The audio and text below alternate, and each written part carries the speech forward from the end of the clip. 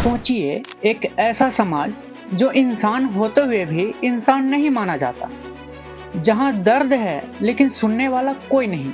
1920 का भारत सिर्फ अंग्रेजी हुकूमत के खिलाफ लड़ाई नहीं लड़ रहा था, बल्कि अपने ही समाज के भीतर एक भयानक अन्याय को भी ढो रहा था। देश आजादी की बातें कर रहा था, अखबार राष्ट्रवाद और स्वराज के नारे छाप रहे थे, लेकिन उसी समय दलित, अस्पृश्य और शोषित समाज की जिंदगी में कोई बदलाव नहीं था। उनके साथ हो रहे अत्याचार, छुआछूत, शिक्षा और रोजगार से वंचित करने की सच्चाई किसी भी मुख्य धारा के अखबार में जगह नहीं मिल पा रही थी। वे लोग समाज में मौजूद थे, पर व्यवस्था की नज़र में मूक यानी खामोश थे।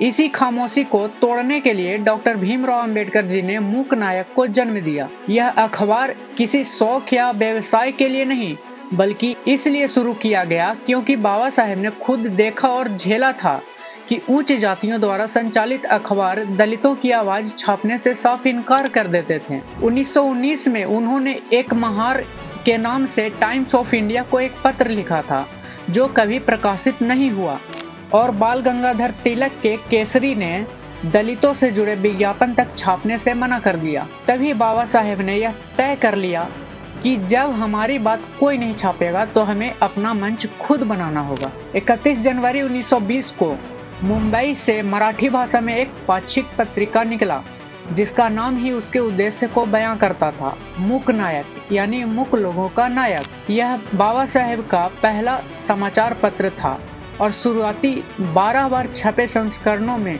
सारा लेखन, संपादन और वैचारिक दिशा उन्होंने खुद तय की। उस दौर में न कंप्यूटर थे न टाइपराइटर। वे अपने लेख हाथ से लिखते थे, गहराई से सोचकर, तर्क के साथ और बेहद तीखी भाषा में।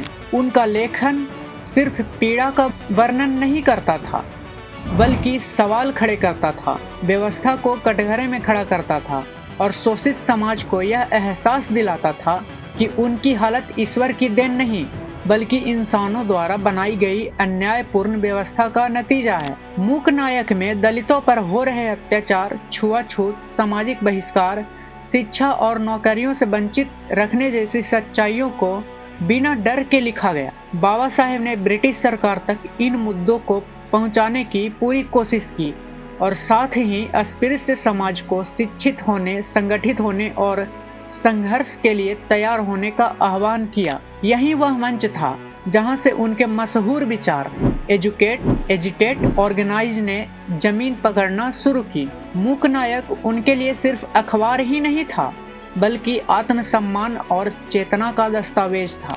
लेकिन यह रास्ता आसान भी नहीं था। आर्थिक तंगी, विज्ञापन न मिलने की समस्या, सामाजिक बहिष्कार और अप्रत्यक्ष विरोध लगातार बना रहा। छत्रपति साहू जी महाराज ने मूक नायक के प्रकाशन के लिए लगभग 2500 रुपये की आर्थिक सहायता दी थी। 1920 के दौर में यह राशि बहुत बड़ी मानी जाती थी। इसी धन से अखबार की छपाई, कागज, प्रेस खर्च, वितरण संभव हो पाया था।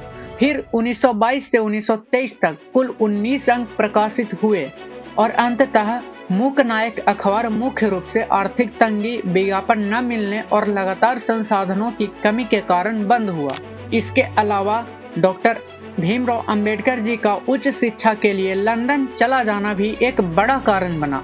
1922 से 1923 तक कुल 19 अंक निकलने के बाद अंततः मूक नायक बंद हो गया। मूक नायक भले ही 1923 में बंद हो गया, लेकिन उसने जो चेतना जगाई वह कभी बंद नहीं हुई। इसी अनुभव और संघर्ष ने बाबा साहेब को आगे और मजबूत बनाया और इसी के बाद बहिष्कृत भारत, जनता, समता और प्रबुद्ध भारत जैसे अखबार जन्मे। मूक नायक ने यह साबित कर दिया कि कलम अगर सच के पक्ष में हो तो वह सत्ता, समाज और सदियों की जड़ता को चुनौती दे सकती है। यह अखबार नहीं, बल्कि उस ऐतिहासिक क्षण की गवाही था जब मूक समझे जाने वाले लोगों ने बोलना शुरू किया। और जब मूक बोलते हैं तो इतिहास सिर्फ लिखा नहीं जाता, बदला जाता है।